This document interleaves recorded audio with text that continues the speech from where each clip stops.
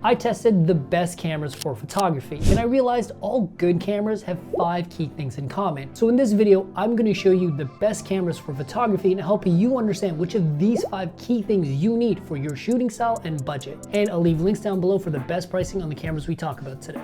Now, the first thing we all look for in a photography camera is resolution and sensor quality, because we all want stunning photos. And one of the best cameras for this is the Sony A7C Mark II, because not only does it have a high resolution sensor, but it also has the other 5 key things you should look for in a camera. Thanks mainly to its high resolution 33 megapixel full frame sensor and a brand new processor, you get incredibly detailed photos, and this camera is also pretty decent in low light thanks to that sensor. And this covers our first key features, and that's making sure you have a high resolution sensor for good image quality. And the A7C Mark II also shoots pretty fast, as high as 10 frames per second, which is great for any kind of action shots or fast moving subjects, but you can also shoot 44 raw photos in a row or up to 1,000 JPEGs in a row before this camera needs a break.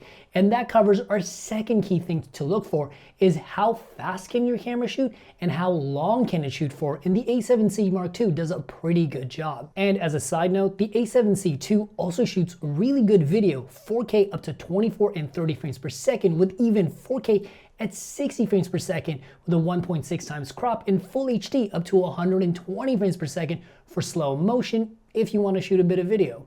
But the third thing that you should look for in your camera, and it's often overlooked, is autofocus. And the A7C has some of the best autofocus in the industry. The A7C actually has AI-based autofocus that can intelligently recognize subject matter like people, animals, cars, insects, planes, and can intelligently track the autofocus to that, so it's very rare to miss your shot or get something out of focus. And that's also the third thing you should look for in your camera, is good autofocus, because if you don't have good autofocus, your images will not turn out well. Now, you could have the prettiest camera with the fastest frame rates, but there's one thing that people often forget, and that's design, because you want to make sure the camera body is right for your shooting style. The A7C is surprisingly compact for such a powerful full frame camera, with a really nice, robust, and satisfying hand grip, and the button layout and menu layout is super simple, making this camera a breeze and a pleasure to use. However, one thing that it is missing is a built-in flash, which isn't really something you see on a premium camera like this. The A7C II also has a side articulating screen that allows for touch autofocus and touch functionality, so you can use this camera very similar to a smartphone if that's what you're used to.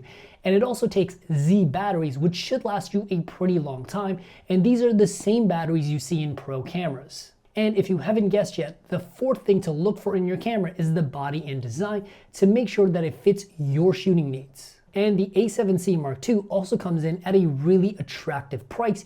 You get incredible value for your money, which is the fifth aspect to look for in a camera, and that is, are you getting a good value for your money, and does it fit your budget? So if you're looking for a powerful camera that can pretty much shoot anything, but you still get it in a compact body that you can pretty much take anywhere with you, the A7C Mark II is an amazing buy. Now, some of you guys might be on a tighter budget and you want a more affordable camera without having to sacrifice image quality or features. And the Sony A6400 might be exactly what you're looking for. It has a 24 megapixel APS-C size sensor, which is a healthy amount of resolution and perfect for this type of camera.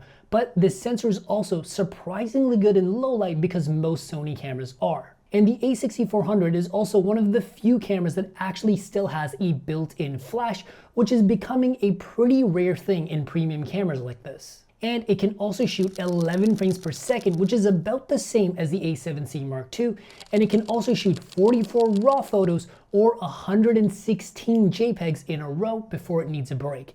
And this is good for, once again, any kind of action, fast-moving subject matter. And because the A6400 is a Sony camera, it also has really great autofocus. It's not the same fancy AI-based autofocus from the A7C Mark II, but it's still ultra reliable with very good tracking. And the body of the A6400 is really small enough to fit into a jacket pocket or just keep on you at all times. And it also comes with a pretty decent beginner lens, which is a 16 to 55mm lens. But if you have the money, I recommend actually upgrading it to the Sigma 18 to 55mm zoom lens for sharper images. And one thing that I love about the A6400 is that the body is all metal, so it's a really robust and well-built camera. On top of that, it has a really good button layout and menu layout. But one thing that some of you guys may not love is that while it does have a rear tilt screen for high angle and low angle shots, it only flips up to the top when you're trying to record yourself, so it doesn't come out to the side, which is not as ideal. But the biggest problem with this is that when you try to put a mic on this camera, it's actually going to cover the screen. And sadly, the A6400 doesn't have the same touch functionality on the screen, and it also has smaller batteries, which won't last you as long, so you need to make sure you have a few spares. Overall, if you're looking to pick up a budget camera that still provides really solid image quality, the A6400 is a great buy because it has great image quality, solid body and design, great autofocus, it can also shoot really fast, and it comes in at a great price despite the few shortcomings. Now, when it comes to photography, some people already have a camera that looks really good. Instead, what they want is speed to shoot things like sports, action, wildlife, and fashion.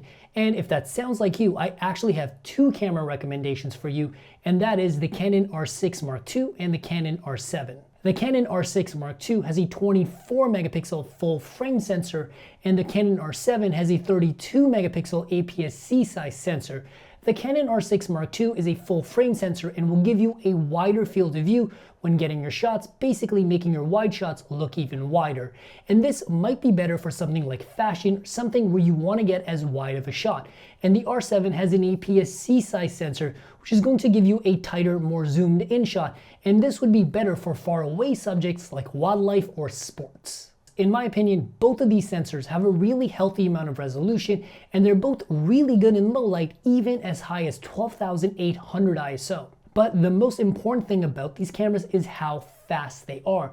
The R6 Mark II can shoot at 40 frames per second electronic shutter mode and 12 frames per second in mechanical shutter mode. And the R7 can shoot between 12 to 15 frames per second mechanical shutter mode and as high as 30 frames per second electronic shutter mode. Being able to shoot higher than 24 frames per second basically means you're shooting faster than video.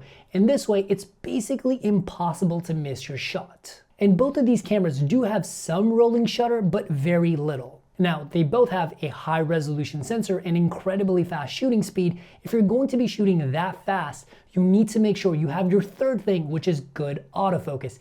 And the autofocus in both of these cameras is incredible. It's AI-based autofocus to keep up with those insane shooting speeds, and has subject detection for animals, people, and vehicles, and it does a phenomenal job with subject tracking. It's really rare to see an out of focus shot with either of these cameras. And one thing that I love about both of these cameras is the body and design. It's really solid build quality with a really nice hand grip.